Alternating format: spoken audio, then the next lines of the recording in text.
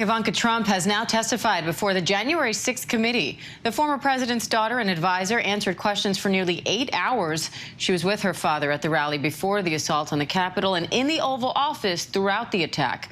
Let's bring in ABC's Katherine Faulders in Washington for more on this. Katherine, the committee's been trying to piece together 8 hours of phone call logs that are missing from the White House records. Does Ivanka Trump's testimony fill in some of those gaps?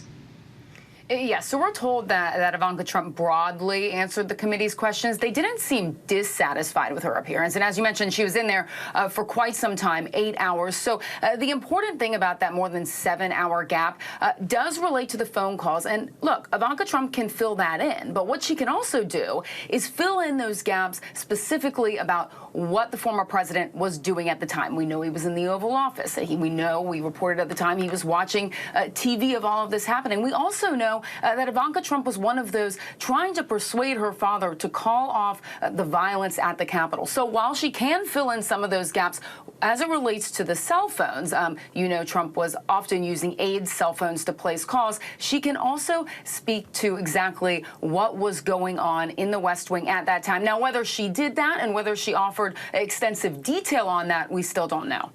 Now, the House is set to vote to hold former Trump aides Dan Scavino and Peter Navarro in contempt of Congress for ignoring congressional subpoenas for records and testimony. How do you expect that to play out? Yeah, so we saw this same vote happen before as it relates to Mark Meadows, the former chief of staff, and Steve Bannon. So look, it will look a lot like that. So the full House will vote on this report to hold the two of them. You see them there, Peter Navarro and Dan Scavino, in contempt of Congress. Then that is referred to the Department of Justice. And then, look, it's in their hands. They decide whether to prosecute at that point. And then if they do, that could also take some time. Now, Attorney General Merrick Garland has faced some criticism for the slow pace of the Department of Justice's investigation into what happened on January 6th. But sources recently told ABC News that the probe is actually expanding to include preparations for the rally that was held before everyone stormed the Capitol. So how significant is that? Yeah, so this is one of the most extensive probes in the history of the Department of Justice, and they were looking at the violence at the Capitol specifically before this point. Now what we're learning is that the Department of Justice wants to know about that rally, that Save America rally where Trump spoke. They want to know how that was planned, how that was coordinated, how that was financed. So we got to look our eyes on one of the subpoenas that's been sent out by the grand jury, and it's essentially requesting this broad number of documents, and it says including documents related to the participation and coordination of any member of the executive branch, legislative branch, or federal government. So quite a broad request there as they expand this probe. And the House Select Committee is also trying to wrap up dozens of witness interviews in the coming weeks. So what else do they want to hear? Who else do they want to hear from? And where does the investigation go from here? Yeah, it's a good question. So they're still talking to some people behind closed doors today. They have dozens of interviews left before these public hearings. But the chairman of the committee, Benny Thompson, said on Monday that they were also planning to issue more subpoenas to try and compel some of the testimony. He didn't say who, but said they wouldn't be particularly big names. But then, look, the question comes down to, do they invite the former president to come speak?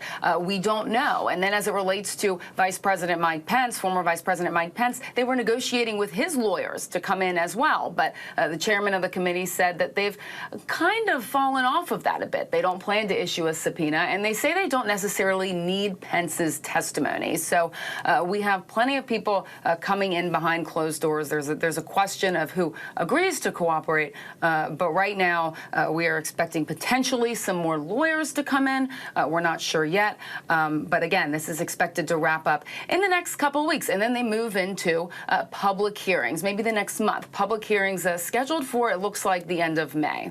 And Katherine, what's the ultimate end game? What are some of the repercussions that could come of this? Yeah, look, that's a great question. The end game here is finding some sort of criminality, right? Congress can't criminally charge anyone here, but what they will do is end up writing a report.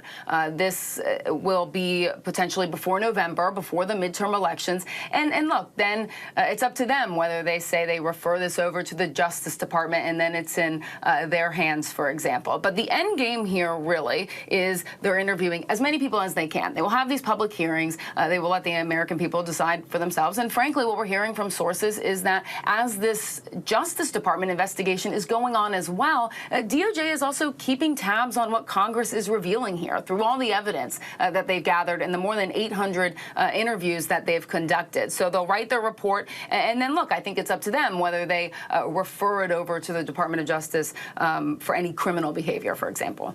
All right, Katherine Faulders, I appreciate it as always. Thank you. Hi, everyone. George Stephanopoulos here. Thanks for checking out the ABC News YouTube channel. If you'd like to get more videos, show highlights, and watch live event coverage, click on the right over here to subscribe to our channel. And don't forget to download the ABC News app for breaking news alerts. Thanks for watching.